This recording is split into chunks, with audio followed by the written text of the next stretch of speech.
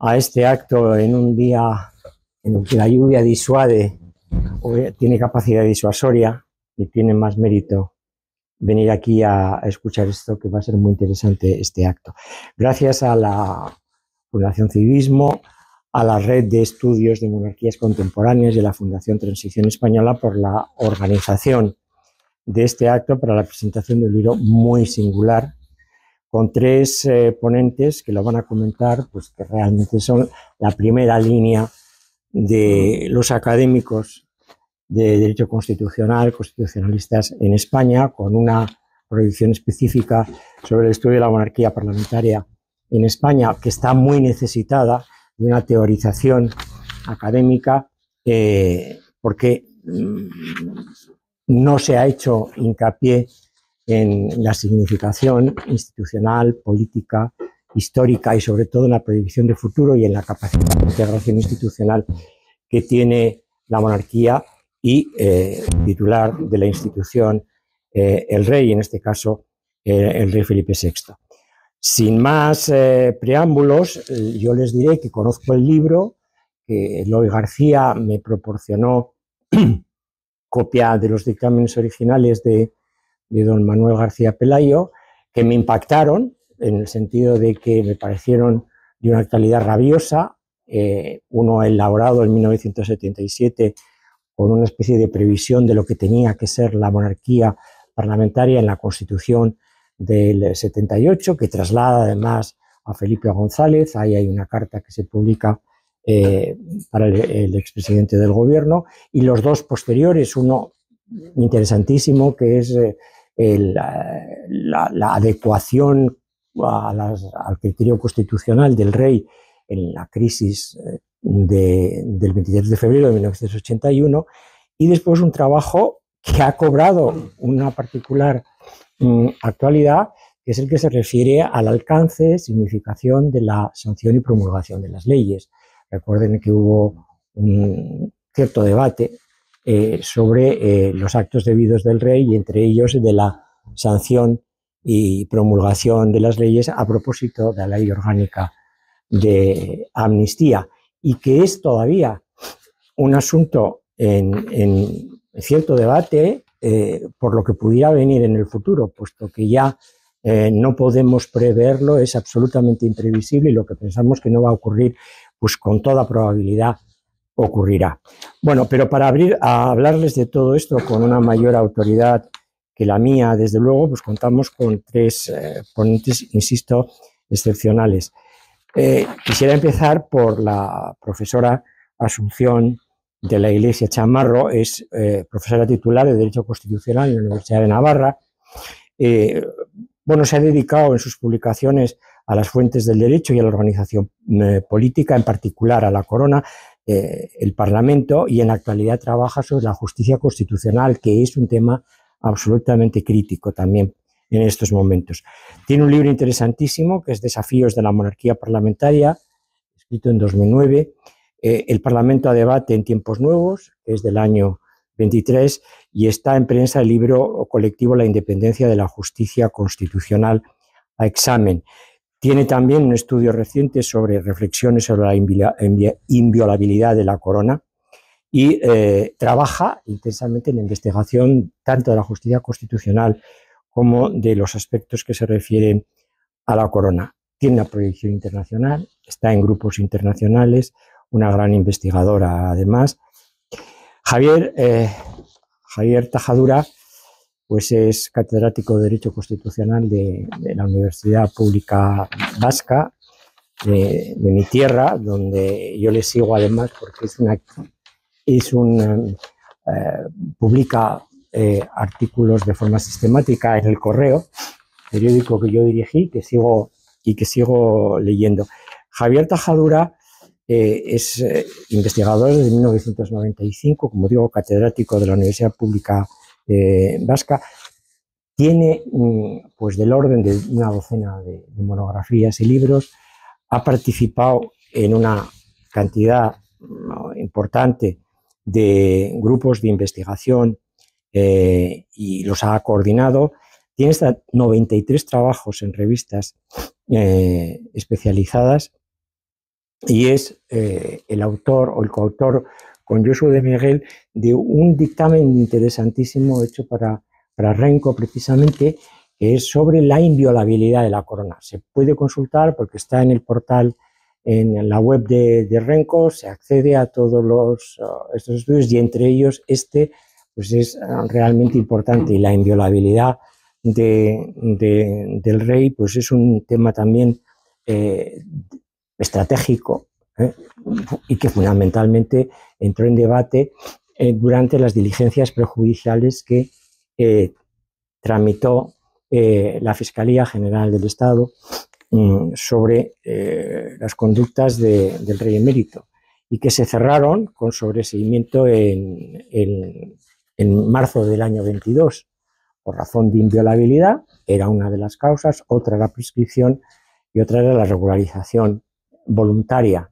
Esas tres razones eximieron al rey de cualquier responsabilidad criminal, pero al hilo de aquellos acontecimientos es verdad que se produjo un debate sobre el alcance de la inviolabilidad y un hecho muy interesante, que eso también conoce bien Eloy, porque creo que participó en esos debates, desde luego ha escrito en el Confidencial sobre ello, sobre la posibilidad o no de desarrollar el título segundo con una ley orgánica de la corona, que los académicos han descartado por completo su procedencia, y que la única ley orgánica que podría desarrollar el título segundo es el que se refiere a las renuncias, dudas en el orden sucesorio.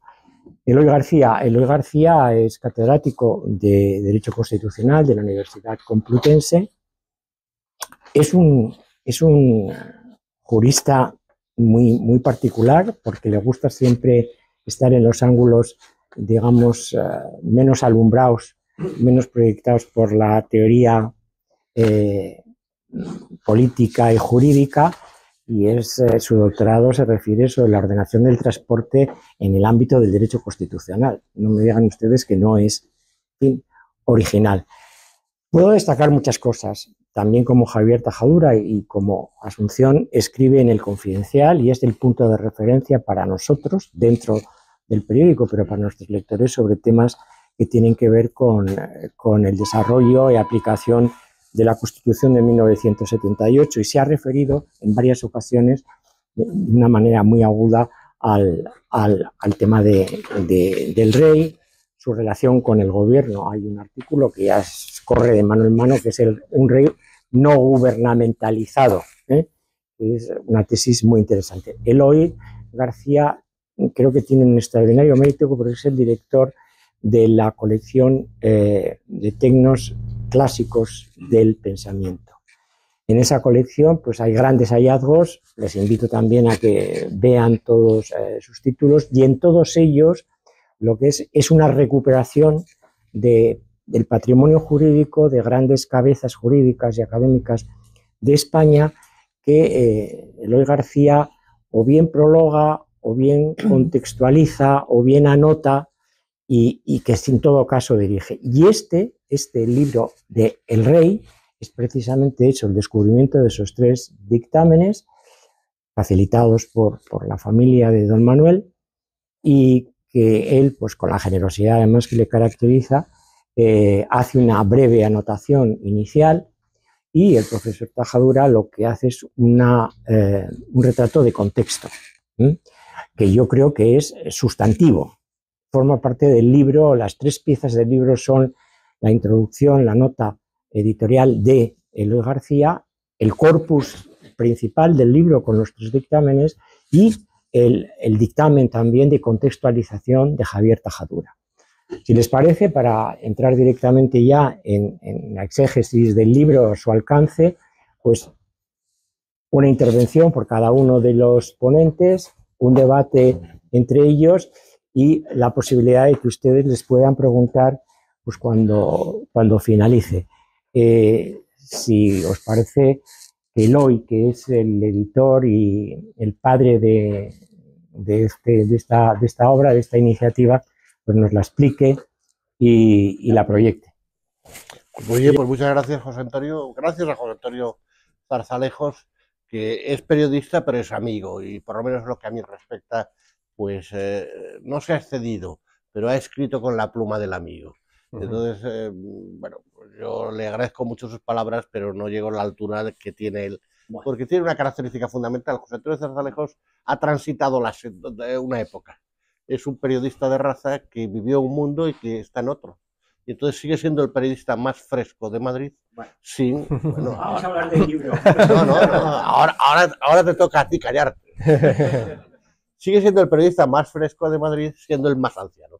Y eso, aparte de el rostro, lo representa en su pluma. Yo recuerdo que cuando yo era un crío, había un periodista que se llamaba Luis Apostúa. Y si no habíamos leído a Luis Apostúa, no sabíamos lo que pasaba. Pues yo creo que lo que nos pasa también con José Antonio Zarzalejos. Ha desplazado al BOE y ahora lo que se lee es la columna del Confidencial. Curiosamente, se fijarán ustedes en que, o vosotros, porque sois todos amigos, se fijarán ustedes que el Confidencial saca un aviso previamente antes de las 6 de la mañana de José Antonio Zarzalejos. Entonces, a los hechos me remito. Bueno, te agradezco la oportunidad de empezar dando las gracias, por supuesto. Quiero mencionar a dos personas en esta casa, junto con la Fundación Civismo, quiero a dos personas del alma que han impulsado este proyecto.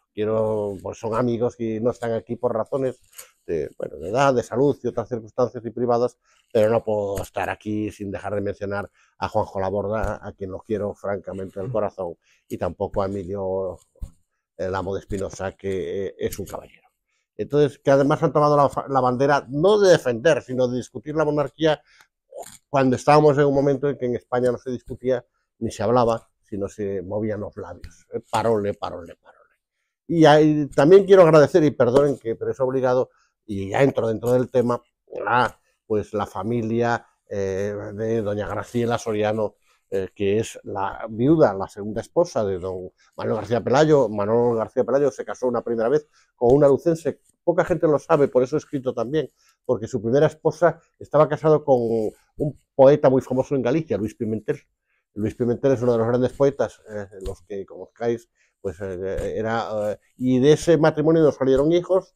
Era una familia muy importante de Lugo, la familia Vázquez Pimentel, una familia moderada, pero situada en la izquierda, y esa familia pues estuvo muy unida. García Pelayo tiene su propia familia, los descendientes de su hermano, tiene la familia Vázquez Pimentel y tiene la familia que actualmente ha acogido a su viuda, doña Graciela, que está representada fundamentalmente por Luis, al que le ha apoyado especialmente nuestro amigo, sin el cual Tecnos no sería lo que es que Joaquín Abella. En ese sentido, pues fueron ellos los que descubrieron, moviendo los papeles de García Pelayo, que tenía una biblioteca dividida, porque él vivió en dos mundos, es como Garibaldi, un constitucionalista de dos mundos, América y España. Fue un hombre extraordinariamente influyente en América, nosotros no lo sabemos, pero el concepto de Estado Social y Democrático de Derecho que él traslada no de España, que era una dictadura en el año 69, sino de Alemania directamente a América, lo hace en México, en la UNAM, y de ahí pasa pues tanto a Venezuela como a Colombia. En Colombia, donde estuvo, la Constitución empieza proclamándose Estado Social y Democrático de Derecho. Ha sido un constitucionalista muy importante en América, también en España, pero tenía presencia en los dos países. Mejor dicho, a los dos lados del mar. O para decirlo también un poco con el lenguaje de la Constitución de Cádiz, en los dos hemisferios. El papel de García Pelayo ha sido un papel colosal, tan grande que suscitó algo que desde luego hoy creo que ya no existe, fue una enorme envidia.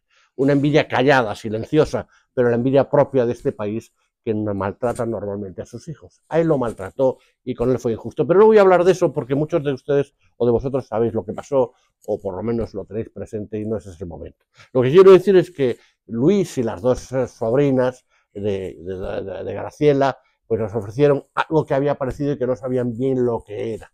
Que eran 3 dictámenes que él guardó, que él dejó, que se referían a 3 cuestiones concretas sobre la corona. Formaban parte de otro elenco más importante de obras que fue publicado sobre la Constitución, pero estaban aparte y no pudieron ser publicados en el anterior volumen que también sacó nuestro Tecnos con la directora aquí presente, que nos ayudó mucho en aquel momento para sacar ese libro, porque siempre sacar un libro nuevo a veces tiene grandes dificultades. Pero bueno, saliendo ese libro adelante, pues nos apareció esto. ¿Y qué podíamos hacer? Lo leímos, Javier, la familia, y llegamos a la conclusión, Javier lo ha explicado mejor en el libro, que detrás del libro había ¿qué? Pues había un tipo ideal. García Pelayo trabajó los tipos ideales. Y en ese momento empezamos a escarbar un poco qué documentación habría. Y ahí nos ayudó mucho José Antonio Zarzalejos, que eso sí que me lo reconocerás. Llegó a hablar con el propio Felipe González para contrastar si era correcto, si no era correcto. El propio Felipe González se quedó sorprendido porque no encontraba su documentación y dijo, efectivamente, aquí hubo conversaciones, esto es importante. Yo creo, y he hablado con ellos, de Felipe González, creo que Felipe González tiene una característica con García Pelayo, que tiene un enorme respeto a don Manuel García Pelayo. Y creo que tiene en García Pelayo la imagen de lo que es un patriota. Bien, a la base de eso construimos un libro. Es un libro artificial, pero no tanto. Hemos creado un tipo en el cual sobre 3 temas concretos, el tema de, por un lado, el papel general de la corona, de la monarquía, por otro lado, la actitud ante una situación extraordinaria y por otro lado un acto normal, que es el de la promulgación de la sanción, que lo hace el rey habitualmente, porque todo se hace en nombre del rey, pues se construía un fondo. ¿Cuál es el fondo? Lo ha dicho, yo lo voy a repetir, lo ha dicho ya anteriormente José Antonio Zarzalejos. Nosotros tenemos un rey que constitucionalmente no es un rey gubernamentalizado, es un rey que tiene un papel constitucional, es un sujeto, un actor político constitucional. Eso no quiere decir que tenga la misma dimensión, la misma proyección y el mismo significado que tienen el resto de los poderes constitucionales, pero es un poder constitucional. Y sobre la base de esa idea, pues Javier hizo una serie de reflexiones que están en el libro y entra en juego el papel de García Pelayo. Perdón, el papel del monarca que diseña García Pelayo. ¿Qué interés tiene? Y no voy a decir mucho más. Pues el interés que tiene, porque estoy explicando un poco, a mi entender, y trato de decirlo en ese prólogo, en el que lo hago por 2 razones, fundamentalmente por una razón personal. Yo tuve relación con la primera parte de la familia, porque soy de Lugo, y la novia, Manolo García Pelayo, la tenía en Lugo. Es más, Lugo fue el último sitio prácticamente de España que pisó antes de ir a Alemania, donde con Schmidt tenía unos estudios y donde antes de la guerra civil. Él fue al círculo de sus amigos de Lugo a decirles que cuidado, que los oficiales iban por la calle, porque su familia era militar, con las armas cargadas y que aquello era terrible. Eso lo he oído, no de él, pero lo he oído de sus amigos que quedaron, mientras que quedaron vivos. Advertía el problema de la guerra civil. Entonces, por esa razón de reconocer su figura, su vinculación con Galicia, veraneaba siempre en el parador de Bayona, cuando el parador de Bayona era otra cosa. Ahora yo creo que no veranearía porque otras cosas está cerrado este año. Pero además de eso, he querido hacer también una excepción y entrar dentro de lo que es escribir algo dentro de esta colección, que tiene 185 títulos y en los cuales no he escrito, porque entiendo que García Pelayo es un clásico. ¿Por qué es un clásico? Pues porque sus ideas, sus concepciones, sus pensamientos y sus reflexiones son actuales. Cuando llueve, aparecen de nuevo. Cuando nos quitamos la caspa y dejamos de discutir de futilidades, tenemos que recurrir a los fundamentos. Y García Pelayo, a través de ese tipo, crea un fundamento de lo que es la monarquía, de lo que es la democracia, y nos explica que él, que es un republicano hasta el final, también siendo un demócrata, es monárquico, cree en el papel de la monarquía y entra dentro de una forma mucho más directa que lo hacemos los constitucionalistas, que no seguimos el ejemplo de Antonio Torres y que nos hemos dedicado básicamente a la jurisprudencia constitucional en el fondo de los problemas. Y hoy el derecho constitucional parece ignorar lo que no sea una sentencia, parece ignorar lo que no sea un dictado oscuro e incomprensible de un tribunal que actúa por razones que yo no quiero ahora aquí enjuiciar. Él explica los fondos. Él, que fue el primer presidente del Tribunal Constitucional y que tiene el mejor artículo teórico que se ha escrito en España sobre el Tribunal Constitucional en el número 1 de la revista de Derecho Constitucional. El Tribunal Constitucional como órgano constitucional. Él entra en los fondos. Pues tenemos que volver a hacer lo que hacía Pelayo. El derecho constitucional, con los tiempos en que Antonio era maestro, y lo sigue siendo, pero era maestro activo, era una cosa muy bonita. Entrábamos a estudiar derecho constitucional porque nos fascinaba, igual que fascinaba el derecho penal. Hoy en día el derecho constitucional aburre y me recuerda a algo que era previo a cuando yo estudié en la universidad, que era la formación del espíritu nacional. Algo que aburre por completo a los estudiantes, aburre a los profesores y no sé si sirve para algo o para nada, pero no tiene nada que ver con la marcha de la política. Con García Pelayo descubrimos que el derecho constitucional está vivo, es parte de nuestro compromiso y es también nuestra solución. Y yo creo que poco más puedo decir de esto y en general de todo. Pues Javier, si te parece, continúas tú con la función que has desarrollado en darle cuerpo a estos dictámenes a través del que tú también expones en el libro. Muy bien, gracias José Antonio. En primer lugar quiero agradecer a la Fundación Civismo y a la Fundación Transición Española la oportunidad de presentar aquí el libro y bueno, y agradecerles su compromiso inquebrantable con la Constitución, con la monarquía parlamentaria y toda la labor que desarrolla.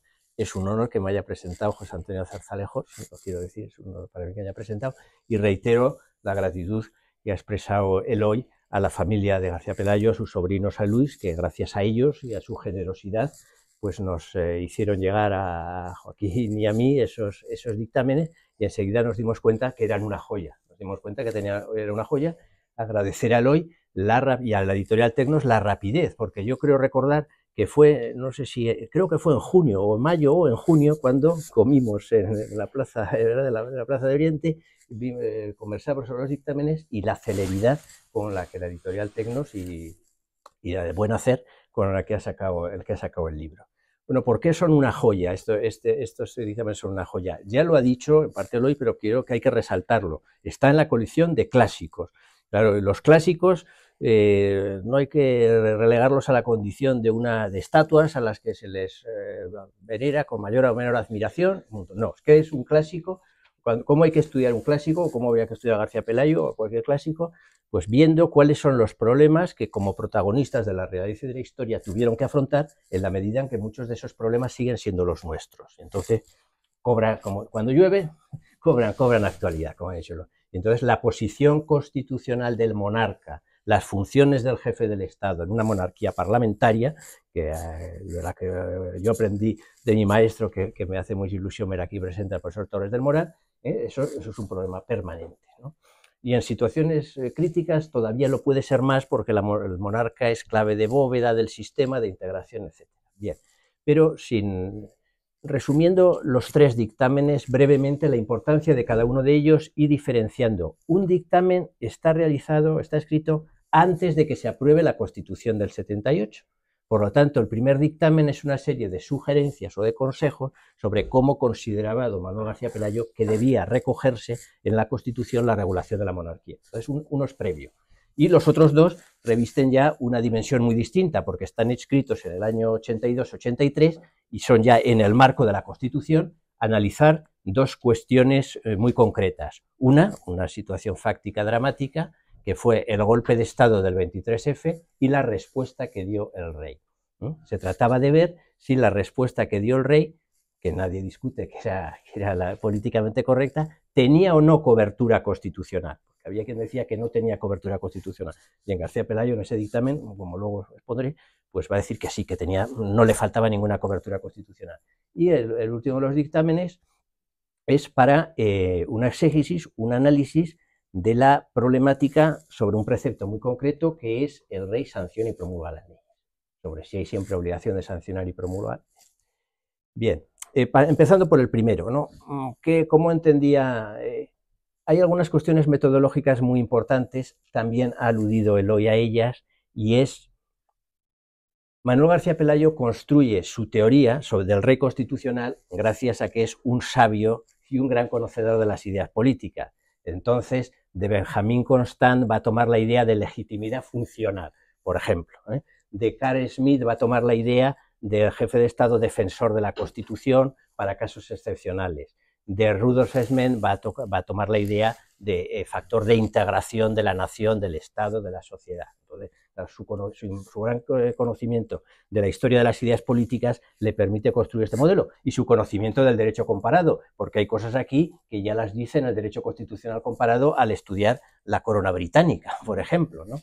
Bien, pero la cuestión metodológica es, y vuelvo a lo que ha dicho Eloy, que no se puede desde una perspectiva estrictamente formal o puramente normativista explicar el rey constitucional. Entonces ahí dice, cito textualmente, dice, la posición del rey, el rey tiene una serie de funciones, desempeña una serie de cometidos que son intelectualmente inasibles, jurídicamente informulables, ¿no? Entonces, que no se pueden encerrar, digamos, en una competencia concreta o en una función concreta.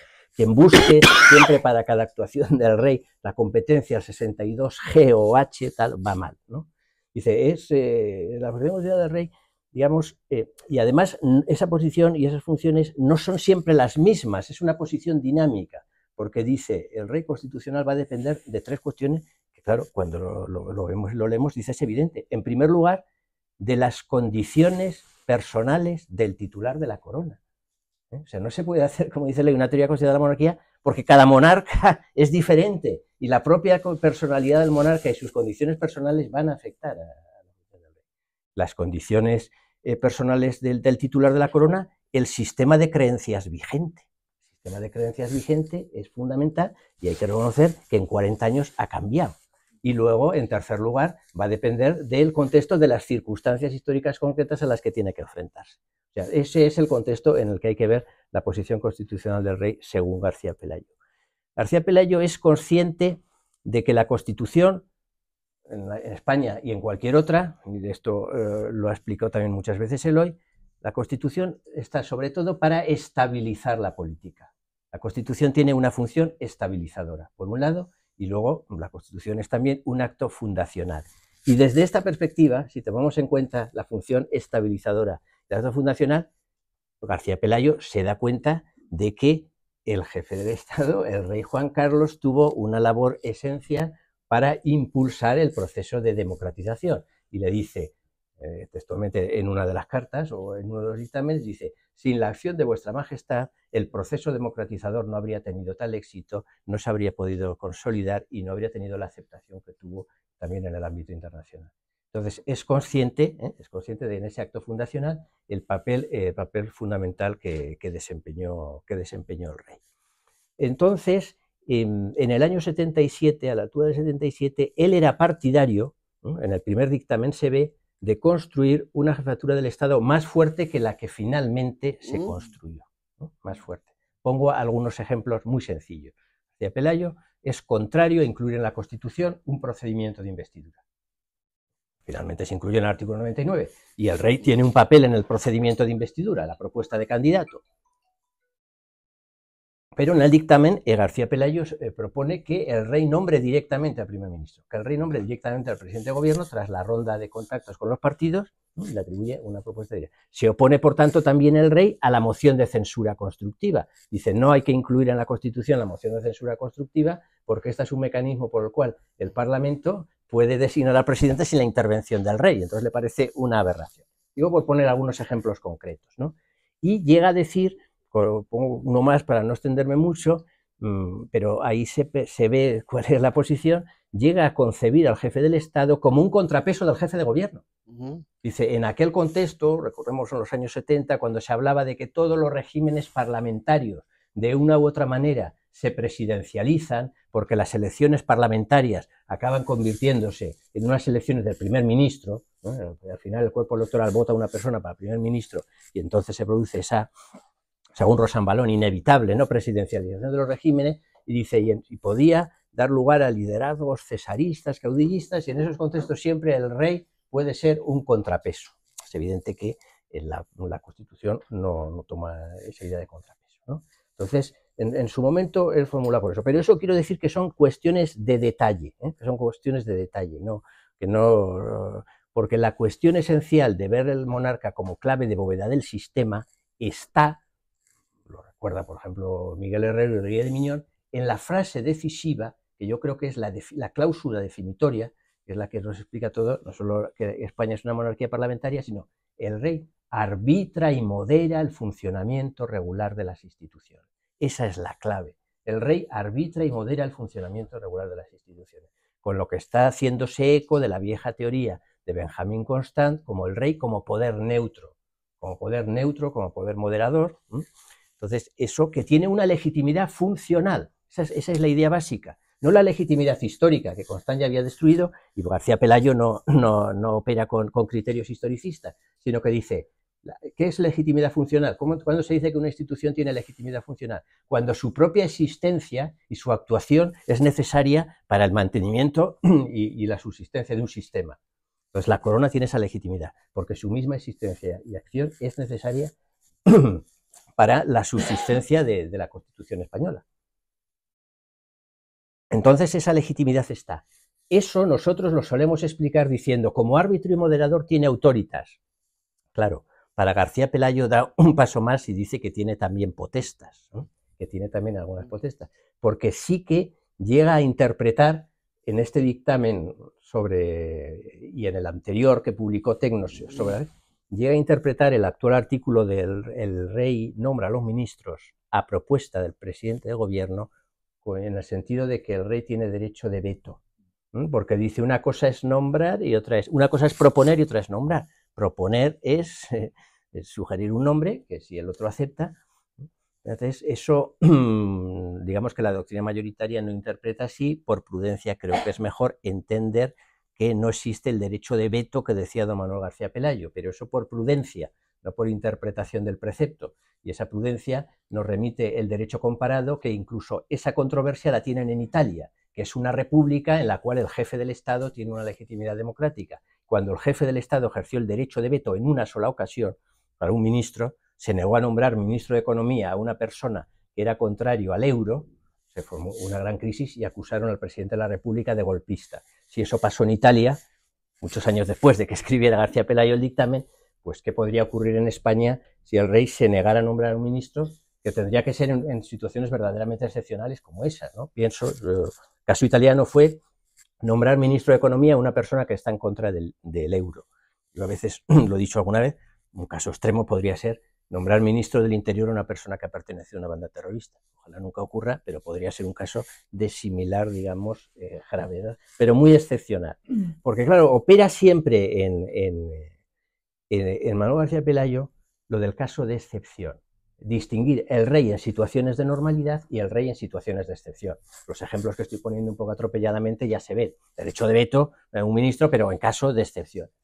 Bien, esa es la idea que tiene Manuel García Pelayo en el primer dictamen, ¿no? Que el monarca es fundamental para lograr la integración de España, la estabilización de España, y en eso acertó, así fue, y lo concibe como clave de bóveda del sistema. Vamos ahora a los otros dos dictámenes, ya, empezando por, bueno, el más sencillo, lo de sancionar y promulgar las leyes, ¿no? Aquí la pregunta que nos hacemos al explicar siempre ese tema es, ¿está el rey obligado siempre, en todo caso, en todo momento, en todo lugar, a sancionar y promulgar las leyes, o tiene alguna posibilidad de veto? En algún caso puede vetar. Y entonces ahí hay 30 páginas espléndidas en que se analiza toda la doctrina, se analiza el derecho comparado, y García Pelayo da una solución que recuerda a la de don Nicolás Pérez Serrano, que es muy similar a la de mi maestro José Torres de Moral, o a García de Enterría o Manuel Aragón, de que en principio sí, en todo caso el rey está obligado a sancionar y promulgar, pero digo que es similar, pero no es idéntica, porque añade un matiz, añade una excepción, pero hay que entender muy bien, ¿no? ¿Cuál es la excepción? García Pelayo, como toda la doctrina sin excepción, dice: los juicios de oportunidad de una ley solo corresponden al Parlamento, al legislador. Si una ley se considera que es mala, pues una mayoría parlamentaria de turno la deroga. Los juicios de oportunidad solo corresponden al propio Parlamento. Los juicios de constitucionalidad, si la ley es constitucional o no, no corresponde decirlo al rey, sino que para eso está el Tribunal Constitucional. Entonces esto es muy importante. Decimos, ¿el rey defensor de la Constitución? Sí, pero ¿cuándo? El defensor jurídico de la Constitución, allí donde hay tribunales constitucionales, es el Tribunal Constitucional. Y eso don Manuel fue presidente del tribunal, lo tiene perfectamente claro. No corresponde al rey examinar la constitucionalidad de una ley o no, corresponde al Tribunal Constitucional. Luego, por muy inconstitucional que sea la ley, digo, porque esto es el caso que se ha planteado, el rey tiene que sancionar y promulgar la ley de amnistía, ¿qué diría don Manuel García Pelayo? Que sí, tiene que sancionar y promulgar la ley, porque si es inconstitucional, ya lo dirá el Tribunal Constitucional. Entonces, hasta ahí, prácticamente digamos que la respuesta es similar, pero no idéntica, porque añade un matiz. Podría haber supuestos absolutamente excepcionales, entonces luego por eso voy a acabar luego con el del 23F, hecho este orden, ¿no? Podría haber supuestos absolutamente excepcionales en que el rey no solo no podría, sino estaría obligado por su juramento, da mucha importancia al juramento regio, a negar la sanción y promulgación. Pero dice, ¿cuáles son esos tres supuestos absolutamente excepcionales? Los únicos casos en que el rey debería negar la sanción, en que se tratara de una ley cuyo resultado o cuya aplicación produjera una de estas tres consecuencias. La destrucción de la Constitución como un todo, ¿no? La destrucción de la Constitución como un todo. La destrucción de la unidad de la nación o también la completa destrucción del Estado. O sea, no son cosas, ¿no? Es decir, pero que si efectivamente un determinado proyecto normativo, proyecto de ley, supusiera la destrucción, lo dice así textualmente, de la Constitución como un todo, de la unidad de la nación o del Estado globalmente considerado, en esos casos extremos sí, y aun en esos casos, dice, es una facultad que tendría que administrar con máxima prudencia, siendo consciente de las dificultades, etc., ¿no? Pero ese dictamen también tiene cierto interés y añade pues ese matiz, ¿no?, a la doctrina mayoritaria. Y luego, pues el del 23 de febrero, ¿no? Del 23 de febrero lo analiza todas las actuaciones cívico-políticas y militares que realizó el rey el 23F. Adelanto ya también una cosa que obviamente don Manuel García Pelayo no podía saber lo que iban a pasar tantos años después, que es el otro discurso importante, ¿no? El maestro pues, Torres de Moral ha estudiado los dos, el del 23F y el del 3 de octubre, pues la diferencia que hay entre esos dos discursos, porque el discurso de Felipe VI es un discurso en el que el rey no da órdenes. Ahí sí que es un discurso emanado desde la autoritas que advierte de la existencia de un problema y anima a afrontarlo, ¿no? La clásica el rey advierte de los problemas y anima. García Pelayo dice textualmente, el rey, aquí el maestro es el hoy en cuanto al rey neutral, el rey tiene que ser neutral. García Pelayo dice, el rey no tiene que ser neutral, tiene que ser no beligerante, pero no neutral, tiene que ser no beligerante, porque dice textualmente, el rey puede animar a seguir determinadas políticas, animar, y advertir de los peligros que encierra emprender determinadas políticas. Entonces ya nos da su opinión, ¿no? Entonces, bueno, esto parece importante también señalarlo, sobre el rey no beligerante en vez de neutral. Pero lo que decía es que en el discurso del 3 de octubre el rey eso, anima y advierte, pero ¿qué es lo que se pone en marcha? Los poderes extraordinarios del Estado, el 155. Es decir, el rey impulsa, digamos, una actuación, pero ¿quién salva la Constitución en el año 17? El gobierno, que pide la autorización al Senado, la mayoría absoluta, para activar el 155. Ese es el procedimiento, bueno, y la policía y el Poder Judicial y el Ministerio de Hacienda, que corta, digamos, el grifo financiero, etc. Pero el 23F, el rey no se limita a advertir que hay un problema y a decir cómo se puede solucionar, sino que en ese discurso el rey dice, ordeno. El rey dice, ordeno. Entonces ahí el rey da órdenes directas a las Fuerzas Armadas, ¿no?, de replegarse. Bien es cierto que en unas circunstancias en que hay lo que veníamos hablando siempre, hay un vacío de poder. El gobierno ha sido secuestrado porque estaba, era el día 23 de febrero, estaba la investidura de don Leopoldo Calvo Sotelo, aquí es su hijo, ¿verdad? Y entonces ese día estaba todo el gobierno y estaba todos los diputados presentes, porque era una sesión que tenía mucha trascendencia. Entonces estaba el presidente, estaba el vicepresidente en funciones, estaba el ministro de Defensa, secuestrados. Entonces solamente el rey podía dar órdenes. Entonces ahí se hablaba de poder de suplencia, el rey ejerció. Pero lo que García Pelayo lo caracteriza, al margen de ver en qué disposiciones, sobre todo, hay una cosa muy importante que dice García Pelayo. No tendría ningún sentido obligar a una persona a jurar, guardar la Constitución, a guardar y privarle al mismo tiempo de los instrumentos para hacerlo efectivo. Entonces dice, el rey es titular de un poder de reserva y en ejercicio de ese poder de reserva, pues dio esas órdenes, ¿no? Dio esas órdenes. Entonces, ¿cómo podríamos definir o cómo define el poder de reserva? Él es tributario de Carl Schmitt. De hecho, estaba con Carl Schmitt cuando se incorpora al frente republicano. Él estaba en Alemania cuando estalla la Guerra Civil. Y en su teoría de la Constitución, pues hay un montón de categorías, la distinción entre Constitución, leyes constitucionales que son de Schmitt. Pero sobre todo es de Schmitt esta distinción entre normalidad y excepcionalidad. hay que distinguir el derecho del caso normal, en situaciones de normalidad que hace el rey, y en situaciones de excepcionalidad. García Pelayo en el dictamen define muy bien: una situación es excepcional desde el punto de vista político, cuando hay una crisis, una amenaza para la seguridad, para el orden público, etcétera, que con los mecanismos ordinarios no puede ser afrontada, no puede ser resuelta. Y hay una situación excepcional desde el punto de vista constitucional, cuando no pueden funcionar normalmente las instituciones del Estado. En 13F había. Bien, en las situaciones de excepción, cuando se aplica el derecho de excepción, la propia Constitución prevé mecanismos para hacerles frente, como por ejemplo una insurrección de una comunidad autónoma, se prevé el 155. Una invasión extranjera, se prevé el estado de guerra. Es decir, tenemos un derecho de excepción, que son básicamente el artículo 116 y el artículo 155. ¿Qué consiste el poder de reserva del rey? Cuando ni siquiera esos mecanismos han funcionado, porque no se han podido aplicar, cuando ya no solo el derecho ordinario, ni siquiera el derecho de excepción, el derecho excepcional, que sería estado de guerra, intervención de la comunidad, etcétera, una comunidad autónoma, puede funcionar. En esos casos, eso lo explicaba el otro día muy bien Manuel Aragón, la presentación que tuvimos de este mismo libro en Zaragoza. En esos casos entra el poder de reserva, que es la categoría probablemente más controvertida y sobre la que podríamos hacer un debate, porque sé que hay juristas que niegan esa categoría. Pero tenemos que ser conscientes, y Manuel García Pelayo lo es, de las opciones que hay.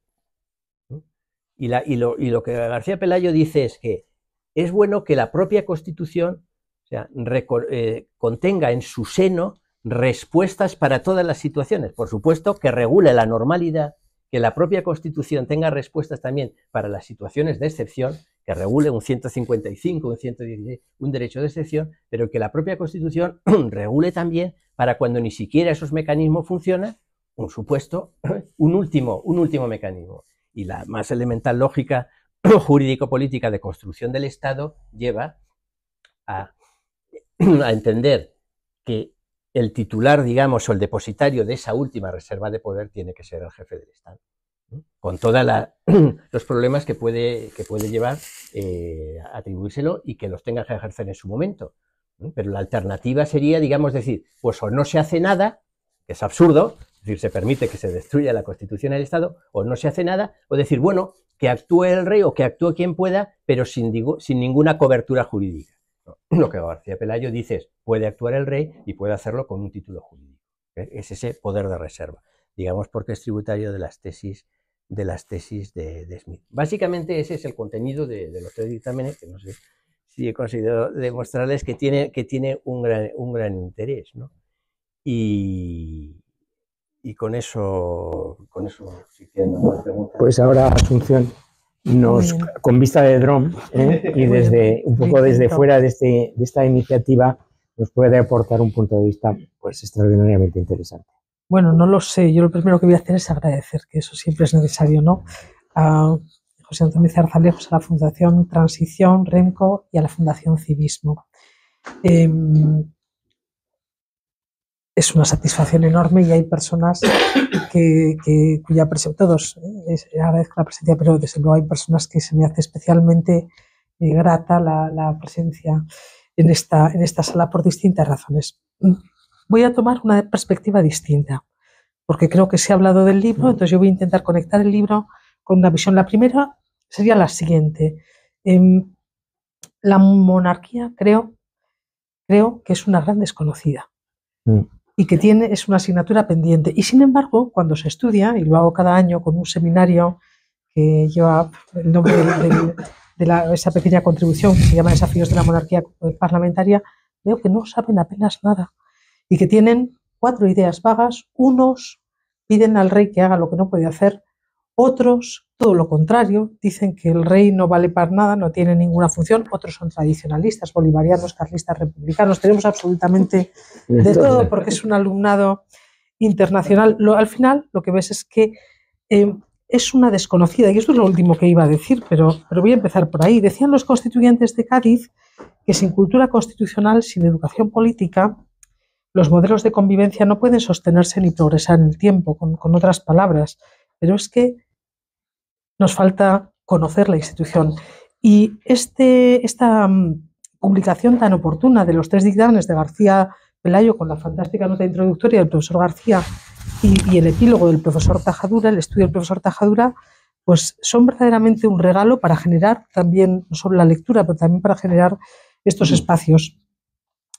Creo que somos legatarios de un patrimonio que conecta con nuestra identidad nacional y constitucional, porque España, aunque el profesor Tajadura ha dicho, no me quiero olvidar solo lo funcional, no lo histórico, la monarquía existe porque hay una legitimidad histórica, tradicional, porque hay una legitimidad dinástica, y el profesor García Pelayo habla de una monarquía renovada, que es precisamente lo que Felipe VI toma para iniciar su legado, una monarquía renovada.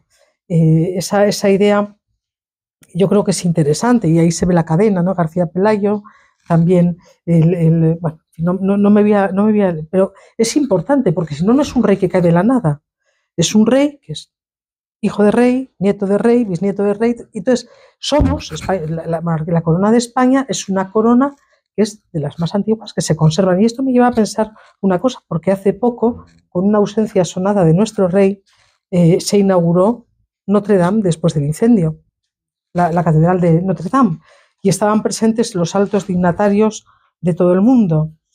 Y cuando se quemó Notre Dame se plantearon varias opciones. Una era demoler y hacer un edificio nuevo, tal vez con una utilidad mayor. Otra era redefinir lo que eran los espacios a partir de lo que quedaba. Y la otra era recuperar Notre Dame. ¿Por qué?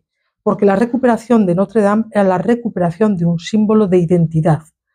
Y fue a esto, a lo que se fue. Claro, cuesta mucho hablar de tradición, cuesta mucho hablar de vínculos con la historia, pero somos lo que somos, con nuestras grandezas y con nuestras miserias. Y por tanto, nosotros también, el rey es depositario de una corona que ha ido pasando de generación en generación, y que seguirá, si ha de seguir, en la princesa Leonor. Por eso esa proyección especial de la monarquía hacia el pasado, y esa capacidad de ser símbolo de la unidad y de la permanencia en la historia, del presente y de la proyección hacia el futuro, y esa capacidad de adaptación también a través de las generaciones. Y por eso esa capacidad también extraordinaria de la monarquía y de la corona como símbolo de la unidad y permanencia, porque esto no es una definición constitucional, es símbolo de la unidad de permanencia por el legado y por la proyección. Por el legado es símbolo de la unidad y de la permanencia en el presente, el pasado, el presente y el futuro, y de la unidad en la corona de España. No se explica la unidad de España y la existencia de España sin esa referencia a la corona, porque somos una integración de reinos. El último en incorporarse, el reino de Navarra. Y creo que tenemos que sin miedo a hablar de nuestro pasado, recuperar el valor de la historia. Legitimidad funcional, toda. Legitimidad de ejercicio, toda. Pero legitimidad que viene derivada de la historia también.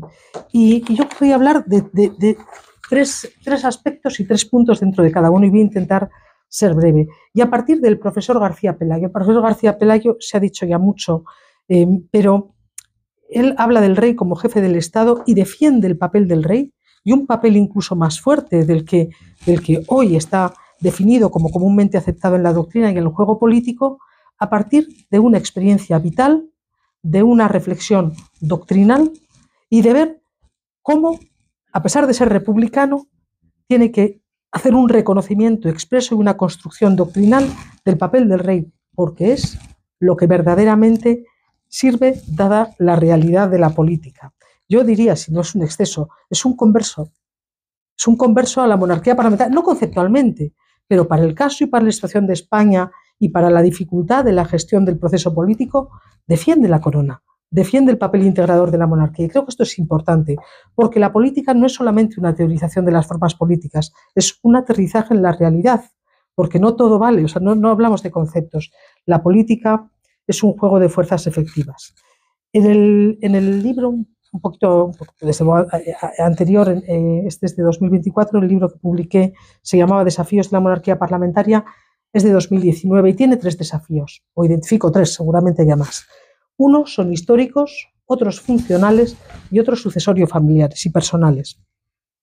Los históricos hacen referencia al contexto internacional, externo, guerras, crisis energéticas, calamidades, internos, fragmentación, polarización, golpes de Estado, carestía, crisis territoriales, dolor compartido.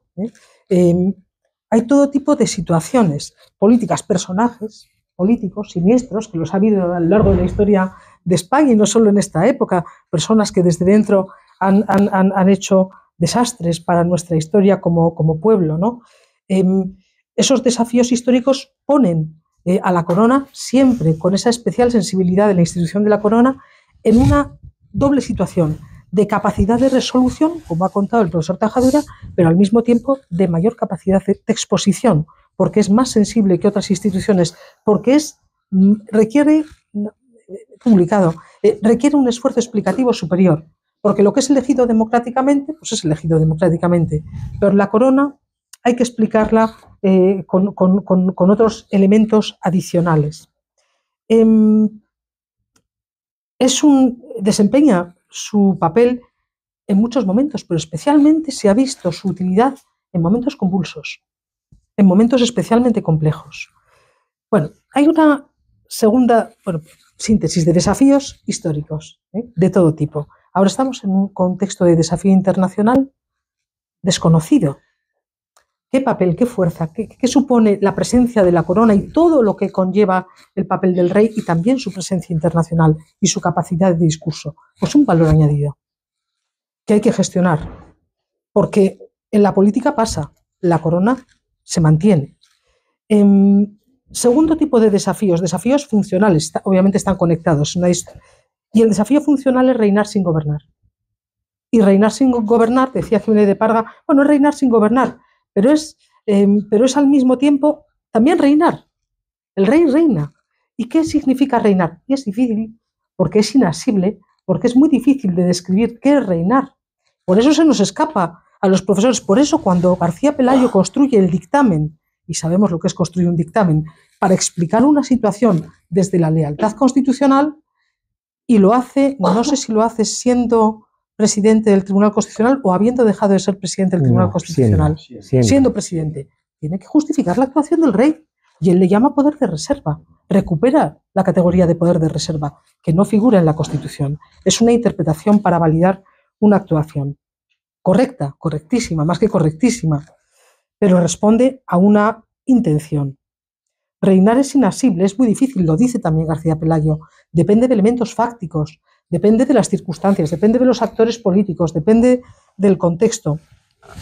Arbitrar y moderar, dice lo mismo que la Constitución de Gaulle, arbitrar y moderar, pero no está pensando en un rey como de Gaulle, está pensando en un papel constitucional distinto. Haríamos mal en pedirle al rey que haga lo que tenía que hacer el jefe del Estado en la República Francesa.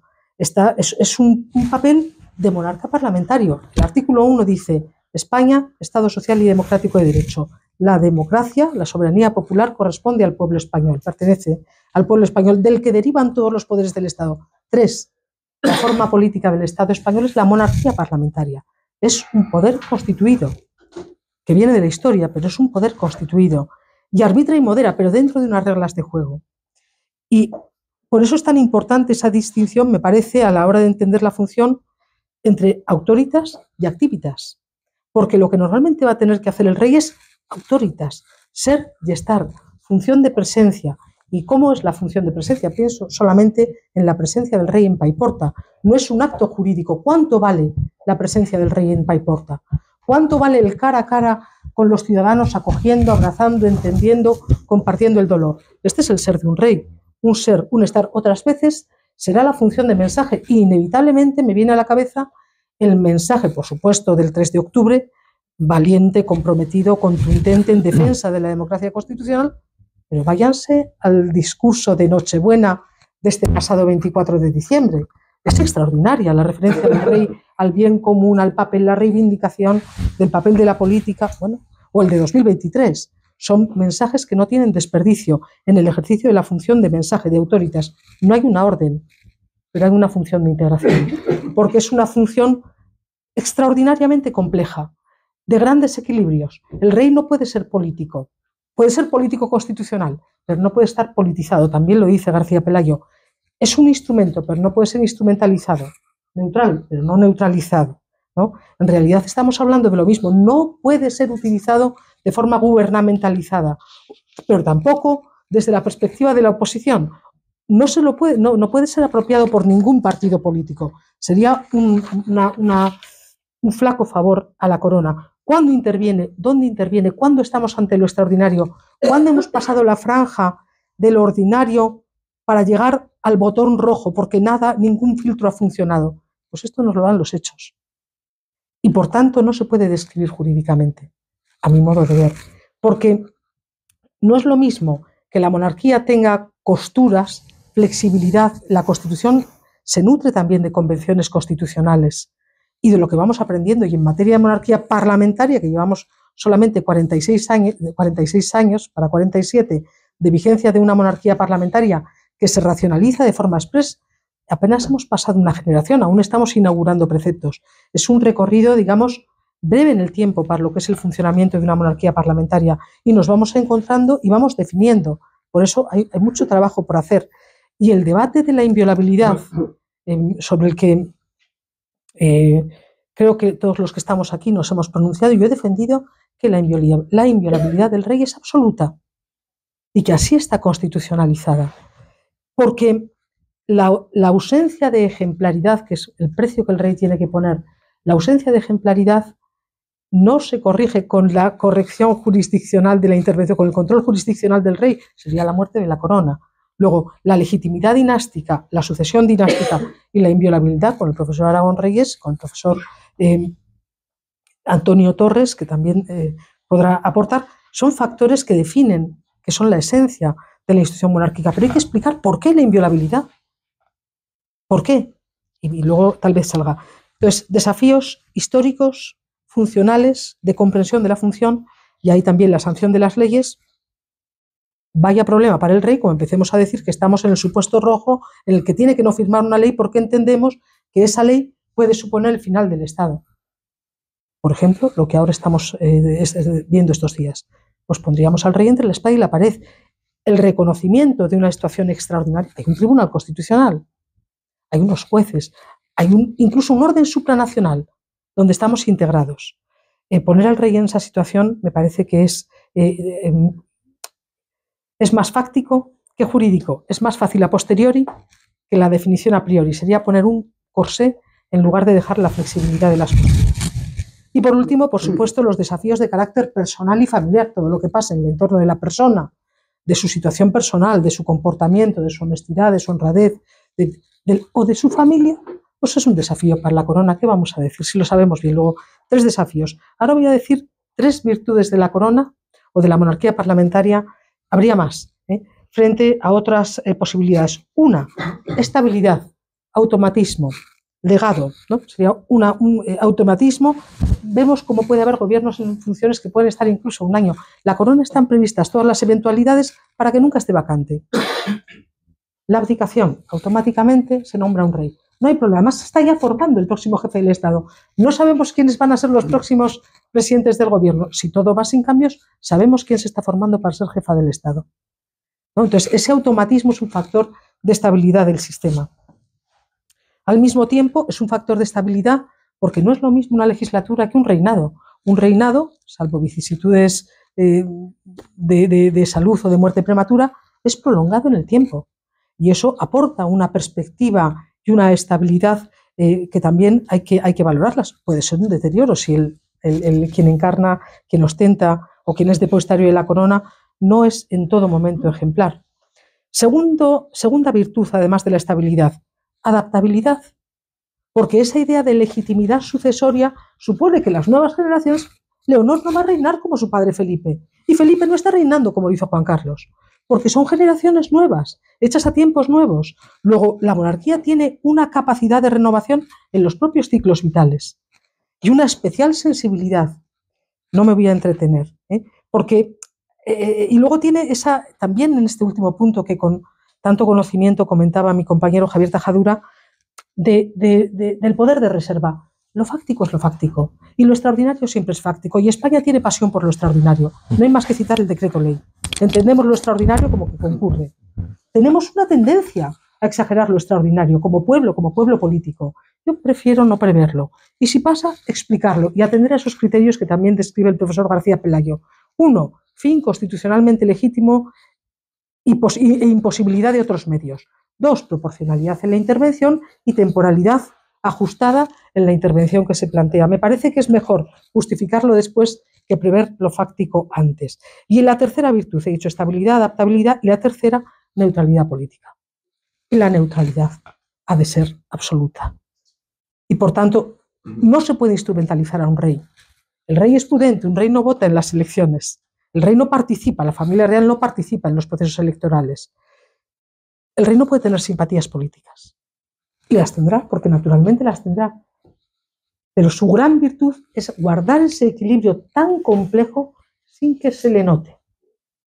Y eso requiere, pues eso, la condición regia. Podríamos hablar más de neutralidad, ¿eh? Y ahora voy a terminar diciendo tres condiciones para la subsistencia de la monarquía parlamentaria de la corona. 1, ejemplaridad y prestigio. A nadie se nos puede pedir la perfección, eso solo Dios, ¿eh? Pero porque luego las personas tenemos ciclos vitales, nos confundimos. La ejemplaridad, explicaba muy bien el profesor Luis García, es la ejemplaridad de acuerdo a los tiempos, en el contexto de los tiempos. Pero evidentemente un comportamiento, cuando se dice, ¿y si un rey conduce borracho, atropella a una persona y luego intenta encubrir? Pues tiene que aplicar. Tiene que aplicar. Entonces, tiene que ser ejemplar.